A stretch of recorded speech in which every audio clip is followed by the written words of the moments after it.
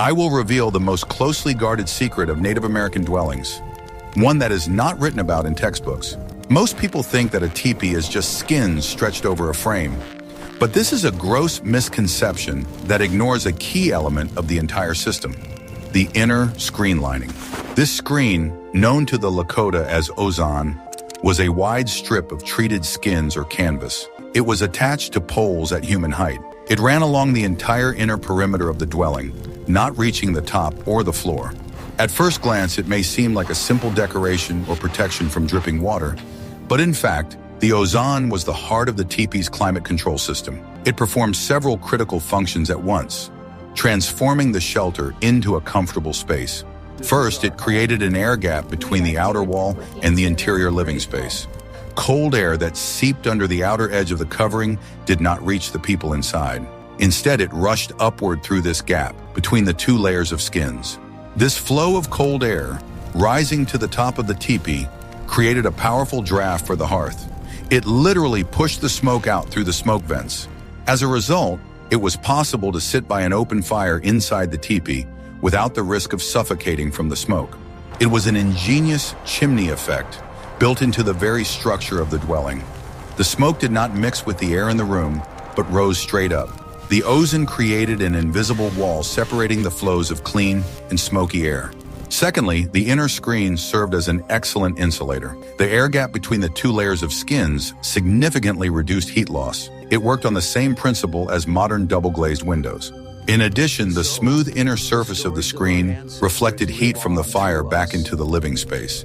This created a feeling of comfort and even heat.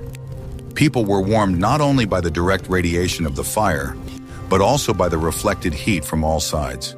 Ozone also solved the problem of condensation. In any dwelling in cold weather, moisture from people's breath condenses on cold walls. In the teepee, all the moisture settled on the outer shell and then flowed down it without getting inside thanks to the inner screen. Thus, this seemingly simple element was a real technological breakthrough. It provided ventilation, insulation, heat reflection, and humidity control. Without the ozone, life in a teepee in winter would have been impossible. What I am about to show you will completely change your perception of campfires. At the center of each teepee was a hearth, a source of heat, light, and life. But it was not just a campfire, but a carefully designed and controlled system that obeyed its own laws. Unlike the large, bright fires we are used to seeing, the hearth in a teepee was surprisingly small. It was usually dug out as a shallow pit no more than half a meter in diameter. Size was crucial to efficiency. A small hearth required much less firewood. In winter conditions, when fuel was a precious resource, this was critically important. Every branch was used to its maximum benefit. The design of the fire was also special. The wood was often stacked vertically in the form of a small hut. This type of flame burned evenly, produced less smoke, and allowed the intensity of the fire to be easily regulated by adding logs one at a time. The location of the hearth in the very center was ideal from a thermal engineering point of view. The heat from the fire spread evenly in all directions, heating the entire interior space. There were no cold corners or overheated areas. The main control element of this system was the smoke valves, two wings at the top of the teepee.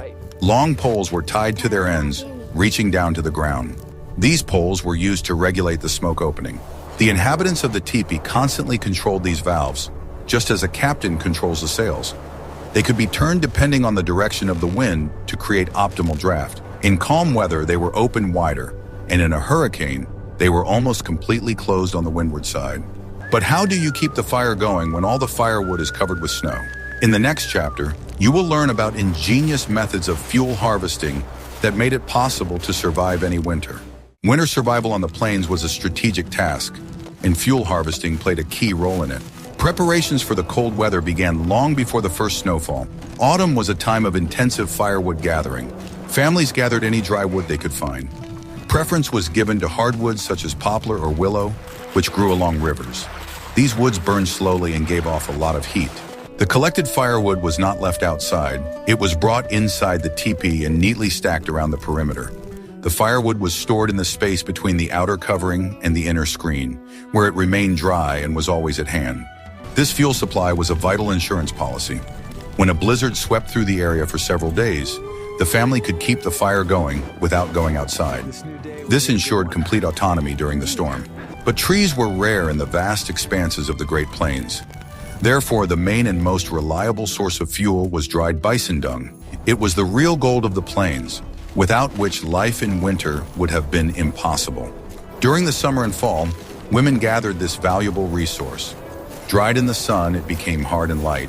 It burned very slowly with almost no smoke and gave off an even, strong heat, ideal for heating a teepee. Supplies of this fuel were also stored inside or near the dwelling, protected from the snow. Its efficiency was so high that many travelers of the time noted its advantage over firewood. It produced less soot and did not spark. Rational use of fuel was the basis of everything. The fire never burned unnecessarily. At night, it was reduced to smoldering coals, which maintained the heat until morning and allowed the flame to be quickly rekindled with the first rays of the sun. People understood the value of every log and every cake of bread. It was not just fuel, but concentrated energy from the sun and the earth. They treated it with respect and care. Thus, the fuel problem was solved through foresight, planning, and the use of all available resources.